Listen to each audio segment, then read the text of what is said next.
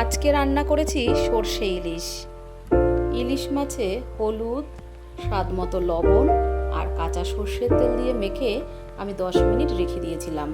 এরপর কড়াইতে ইলিশ মাছগুলো সাজিয়ে নিয়ে তাতে দিয়ে দিলাম কাঁচা লঙ্কা, পাকা লঙ্কা বাটা। সর্ষে বেটে নিয়েছি।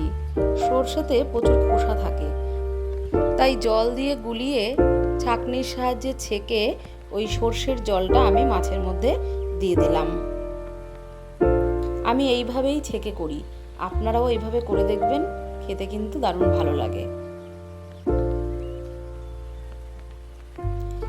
এখন মাছগুলোকে খুব ভালো করে আমি মিশিয়ে নিলাম। গ্যাস ধরিয়ে নিয়েছি। 15 মিনিটের জন্য মাছ ঢেকে রাখবো। 15 মিনিট পর ঢাকনা তুলে নিয়ে দিয়ে দিলাম কাঁচা লঙ্কা। আরও কিছুক্ষণ রান্না করে নিয়ে জল টেনে আসলে এরপর আমরা নামিয়ে নিলাম।